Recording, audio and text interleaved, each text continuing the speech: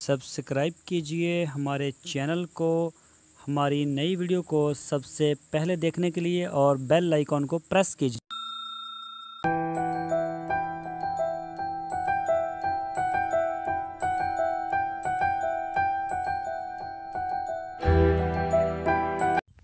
बिस्मिल्लाहिर्रहमानिर्रहीम। अस्सलामुअलैकुम मेरे दोस्तों, क्या हाल चाल है। मैं उम्मीद करता हूं कि मेरे तमाम दोस्त खैरियत से होंगे। तो दोस्तों, एक फार्मर से हम बात करते हैं अभी। तो चलते हैं फार्मर के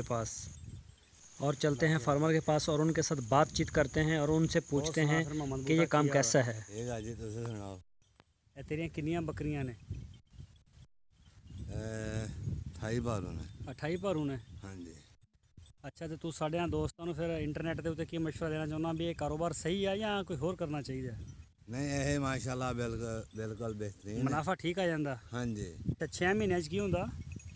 6 महीनों के तुसी चलो साल दी ला लो, साल दे बकरे पाल सकते हैं। बकरे? हाँ जी। अच्छा।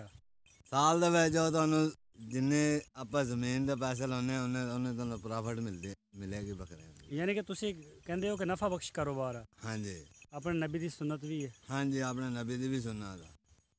अपने नबी ने भी माल चार तो दोस्तों, अभी मज़ीद इनसे और भी बात करेंगे। ये अपनी बकरियों को शायद वापस बुलाने के लिए गए हैं, उनको वापस लेके आएंगे पहले वाली जगह पे। तो जैसे ये वापस हमारे पास आएंगे, हम फिर इनसे मज़ीद अभी और भी बात करेंगे। तो इनसे भी पूछेंगे कि जो अगर कोई बंदा आपको मंथली पैसा दे के बकरियाँ चरवाना चाहे तो उसके लिए ये कारोबार कैसा है। तो करते हैं इनसे बात और इनसे ये भी पूछेंगे कि मंथली कितने पैसे लेते हैं इनको चराने के, और क्या ये तरीका बेहतर है कि अगर कोई बंदा शहर में रहता है तो वो जो है आपको पैसा दे के चराई करवा सके, बकरियां अपनी पाल सके, इसी तरह काम को आगे चला सके। तो बात करते हैं इनसे। अच्छा, तो साल दे दो दफ़ा बच्चे दे देंदी है? हाँ, 5 महीनों बाद। 5 महीनों बाद बच्चा दे देंदी है। जो एक बार बच्चे देंदी है, दोबारा नवे दुध कदों होंदी है इनके क्रॉस?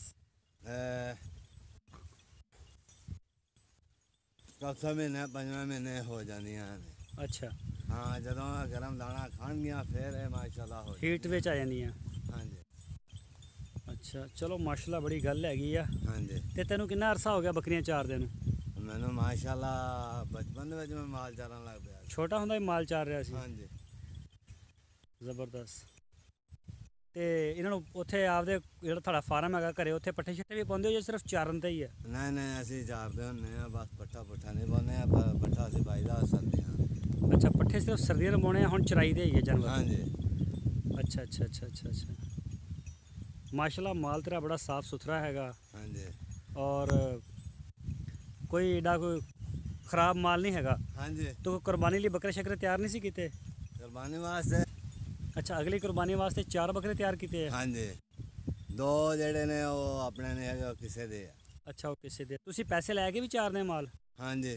महीने का कितना किराया ले लेने बकरी का? महीने का किराया ले लेदा असीं 1000 रुपया। 1000 रुपया? हाँ जी। दोबारा 10 कितना ले लेना? एक बकरी नू अगर तुसी रेंट ते चारदे हो? हाँ जी। हाँ जी। ते कितना तुसी ले लेंदे हो? 1000 रुपया? हाँ। बड़ी यार फीस है तुहाडे को। अगर 50 बकरियां होण ते 50,000 रुपया बनदा? हाँ जी। अच्छा, चलो माशाल्लाह बड़ी अच्छी गल है यार, बड़ी अच्छी मालूमात हैगी आ। हाँ जी। और तुहाडी जेहड़ी ये वीडियो हैगी है, इनू लखां लोकां ने देखना। ठीक है जी। ठीक हो गया? ठीक है जी। ठीक है, फिर मिलेंगे इंशाल्लाह। हाँ जी। अस्सलाम वालेकुम। वालेकुम सलाम व रहमतुल्लाहि व बरकातहू। चलो माशाल्लाह।